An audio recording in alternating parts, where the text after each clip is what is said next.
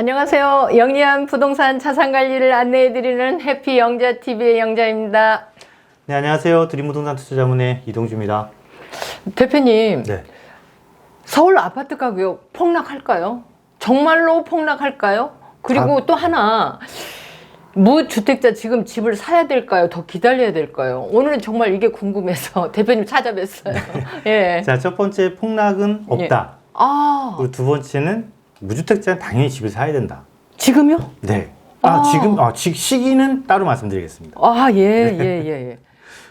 그러면 서울 집값이 폭락할까? 요즘 이제 다시 또 자꾸 고개를 들어요. 네네. 분위기 때문에. 불안해요. 예. 네, 그러면 그렇게 생각을 자꾸 하는 가장 큰 이유가 어디 있는지를 한번 따져볼 필요는 있거든요. 네네. 그러면 한 3가지 정도로 볼 수가 있을 것 같아요. 근데 가장 지금 현 시점에서는 가장 불안 요소로 작용하는 게 코로나라는 변수를 그렇죠. 가장 지금 예. 불안해들 하시고, 그리고 정부의 규제 정책도 지금 꾸준하다라는 거, 그러니까 정책의 네네. 효과 이런 걸로 인해서 지금 약세장도 형성되지 않았냐.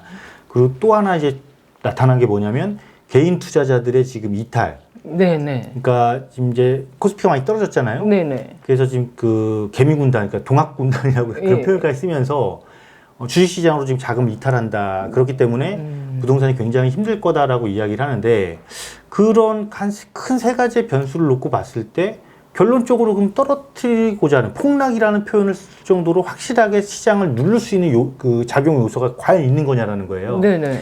그러면 그 답을 얻기 위해서 우리가 한번 가장 기본적 원론으로 기본으로 돌아가서 이거를 생각해 볼게요. 자, 가격이 폭락하기 위한 가장 큰 전제 조건이 뭘까요? 큰 전제 조건. 글쎄요. 물량 급증이잖아요. 아, 공급. 그렇죠. 물량 예. 급증인데, 예. 그러면 전 한 3가지로 봐요. 예. 폭락할 수 없는 이유를. 네네. 왜냐면, 먼저 그 공급 물량에 대한 말씀 드렸습니다. 네. 그러면 우리가 그 신규로 공급한 거 말고, 네네. 그러면 내부적으로 그러니까 기존 주택 시장을 놓고라도 한번 보자고요. 예. 자, 기존 주택 시장에서 물량이 쏟아져서 가격을 누를 정도의 물량이 나올 때는 예. 우리가 흔히 금매라는 표현을 쓰잖아요. 네네. 그 금매 물량이 쏟아지면은 가격은 하향 압박을 받거든요. 네네. 하락 압박을 받는데, 자, 지금 금매 물건이 시장에 쏟아지나요? 아니요. 안 쏟아지죠. 예. 자, 그럼 앞으로 금매 물건이 쏟아질 이유가 또 있을까요? 예측을 해볼 수 있을까요? 제가 생각에는 없을 것 같아요. 자, 우리가요, 금매 물건이 쏟아질 거를 예측해 볼 수 있는 가장 좋은 지표가 있어요. 예. 경매 지표를 보면 되거든요. 아. 경매 시장에서 금매 물건이 얼마나 쏟아지는지를 한번 볼 필요가 있어요. 예. 그러니까 우리가 과거에 IMF 때나 2008년 금융위기 때나 그때 어땠어요? 가격이 하락하기 전에 금매 물건이 쌓이기 시작했고, 그 금매 물건이 시장에서 소화가 안 되면서 네. 경매 물량이 엄청나게 늘어났거든요. 네네. 근데 지금은 경매 시장을 딱 들어가서 보셔도 예. 주요 지역, 정말 뭐 서울 같은 경우 전 지역을 보더라도 물건이 없어요. 경매 물건도 없고, 예를 들면 뭐 감정가 대비 이렇게 뭐 예측이 나오더라도 실제 낙찰가율을 보면은 시세 근접한 낙찰가가 이루어지고 있고, 시장에도 금매 물건이 전혀 없다라는 거죠. 문제는. 그래서 이 물량이 쌓이지 않는 이상은 기존 시장을 탄탄하게 받치고 있다. 네. 그럼 공급량을 보자고요. 그럼 신규로 공급할 수 있는 거. 네. 신규로 공급할 수 있는 건 어떻죠? 지금? 자, 즉 물량이 안 나온다고. 나올 수가 없는 구조죠. 네. 자, 분양가 상한제를 뭐 단기적으로 지금 3개월 연기를 했어요. 7월까지. 네. 그때 상황을 봐서 또 연기 여부를 결정하겠다라고 이야기는 하는데, 네. 어쨌건 분양가 상한제를 시행한다는 전제 조건이 항상 붙어 있기 때문에, 네네. 그러면 막상 시행되고 나면 공급 물량이 어떻게 될까요? 예. 당연히 물량은 자꾸 줄겠죠. 공급 네네. 물량 자체는. 그러면 거기다가 정비사업 규제도 지금 지속적이란 말이에요. 네. 특히 재건축 같은 경우는 안전진단, 정밀안전진단, 네. 그 지금 공공기관에서 한 정밀안전진단 통과 여부가 거의 불투명한 상태예요. 네. 통과 안 된다라고 볼 확률이 훨씬 더 높거든요. 네. 그럼 결국은 공급 물량 계속해서 부족할 것이다. 네네. 물량이 부족한데 어떡합니까? 글쎄 말이에요. 수요를 잡기 위해서 실시한 뭐 분양가 상한제 네. 이런 것들이 사실 공급을 잡아버리니까. 자, 그리고 마지막 3번째는 유동성이에요. 예. 이미 학습 효과에 의한 유동성이 풍부해졌다는 거죠. 아, 예. 뭐냐면 IMF 때 크게 한번 겪었고요. 불과 그렇죠. 10년 전에 금융위기로 또 한번 겪었어요. 예.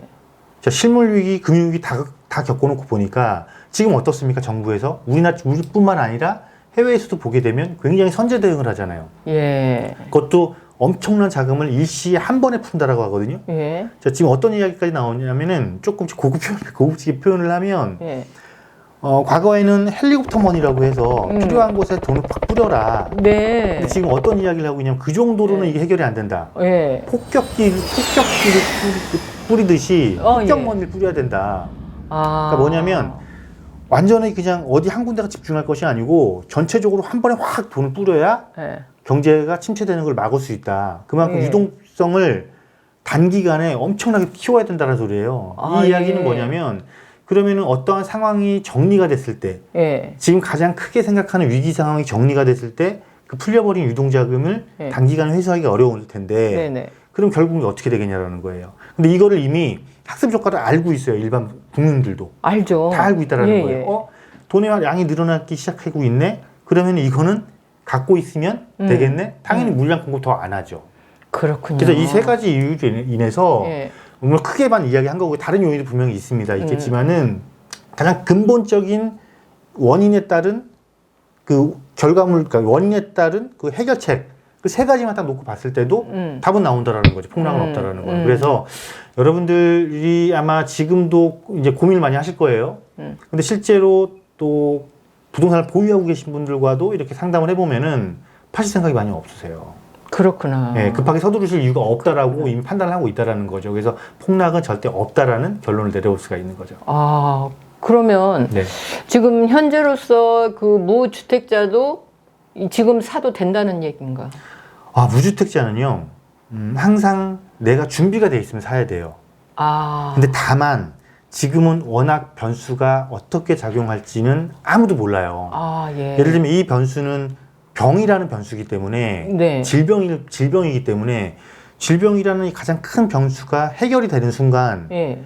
그러면은 되게 복잡하고 빠르게 그러니까 예. 우리가 이런 표현 지금 가장 많이 대두되고 있는 게 L자로 갈 것이냐 V자로 반등한 급격하게 반등할 아, 것이냐라는데 예. 현재 상황으로 놓고 봤을 때는 V자에 조금 더 무게가 실려요. 와, 왜냐하면 예. L자라는 건 장기 침체를 가져가는 건데 네네네. 장기 침체로 가져간다는 전제 조건은 뭐냐면 질병이 오래 갔을 때. 아. 근데 예. 이 질병이 단기간에 해결이 된다라면 이건 V자 반등이거든요. 그러면 또 U자도 있잖아요. 그러면 근데 지금 U자는 조금 힘들다라는 아, 거예요. 왜냐면 예. U자는 천천히 회복하는 기류를 갈궜다라는 건데 예. 이거는 뭐냐면 학습 효과가 없을 때 나타나는 현상이고 네. 지금 그 학습 효과 앞서 말씀드린 학습 효과 때문에 예. 반등을 하게 되면 V자 반등할 것이고 아, 예. 만약 침체로 빠져들 거면 좀 한 1, 2년? 길게는 2, 3년 아, 정도의 예. L자로 갈 것이다. 예. 라는 게 지금 대세거든요. 근데 지금 현재로서는 그거를 정확히 누구도 판단 못 한다라는 거예요. 왜냐하면 지금 경제학자들도 나눠져 있어요. 반은 L자다, 반은 V자다. 그럼 이거는 뭐냐면 추세를 봐야 된다는 거예요. 무슨 추세냐면 가장 지금 골머리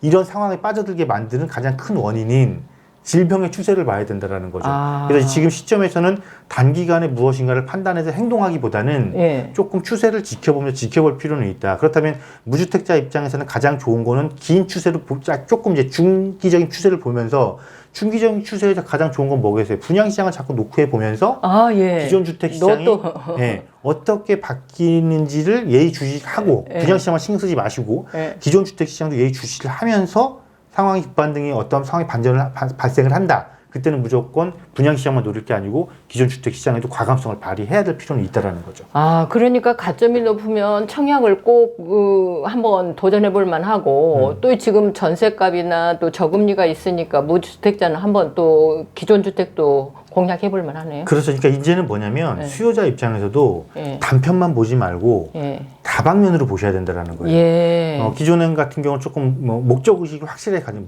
물론 목적은 확실해야 됩니다. 근데 지금 시점에서 목적은 내 집 마련을 해야 된다는 목적 하나를 확실히 가지시고 기존에는 예를 들면 그 목적을 하기 위해서 분양이면 분양 아니면 기존 주택 시장이면 기존 주택 시장 둘 중에 하나를 선택해서 공략을 했다라면 이제 지금 현재 시점에서는 둘 중에 하나만 선택하지 마시고 두 개를 다 놓고 견주면서 가셔야 된다는 거죠. 아, 예. 그 정도로 지금 시장이 어떻게 바뀔지 모르기 때문에 예. 다만 우리가 장기적으로 봤을 때 그냥 아예 길게 봤을 때 예. 아예 길게 봤을 때는 부동산의 가격은 오를 수밖에 없는 구조다라는 거를 확실히 유념하고 계셔야 됩니다.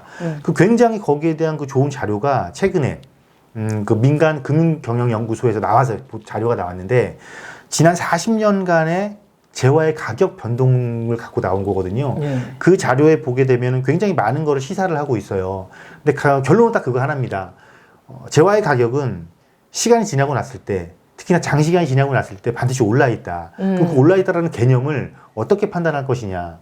가격이 오른 것으로 판단할 것이냐? 화폐 가치 하락으로 판단할 것이냐? 화폐 가치 하락이죠. 네, 이거는 네. 당연히 수요자의 몫인데 네. 화폐 가치 하락이죠. 여러분이 지금 주머니 속에 들고 있는 5만 원짜리가 10년 뒤에는 5천 원짜리밖에 안 될 수도 있다라는 거예요. 네. 이거를 생각을 해본다면 네. 이제 더 이상은 사야 되냐 말아야 되냐는 논쟁이 안 하는 게 맞는 것 같아요. 사긴 사되 언제 어떠한 방식으로 무엇을 살 것이냐가 굉장히 중요한 거니까 네. 거기에 따른 거를 되게 굉장히 급변하잖아요. 급변이라는 거는 굉장히 그 다이나믹하게 변화한다라는 거잖아요. 그리고 네. 빠른 시간 내에. 네. 네. 그래서 이거를 잘 대응하는 것이 굉장히 중요해졌다라고 네. 보는 게 맞을 것 같습니다. 그러면 이제 무주택자도 시기적이든 자기 형편에 맞게 투자하는 게 이게 주택을 사는 게 맞다. 미루지 그렇죠. 말고. 내 집 한 채를 사는데 망설일 이유가 뭐냐라는 거죠. 아, 그렇군요. 예. 무주택자라는 일단 내 집이 없다라는 거잖아요. 네네. 내 집 한 채 사는데 뭘 그렇게 망설입니까? 이게 폭락설이 요즘에 막 오니까 사고 싶은 사람도 주춤하기 때문에. 자, 다시 한번 깔끔하게 정리할게요. 네. 폭락은 없다. 네. 다만 조정이 있을 뿐이다. 네. 그 조정의 폭을 얼만큼인지는 지금 어느 누구도 알 수가 없으니 맞아요. 시장 상황을 예의주시하면서 네. 항상 준비를 하고 있자. 네. 이게 답이다. 라고 네. 보시면 됩니다. 그러면 오늘은 여기에서 마칠까요, 대표님? 네. 예. 네. 감사합니다. 감사합니다.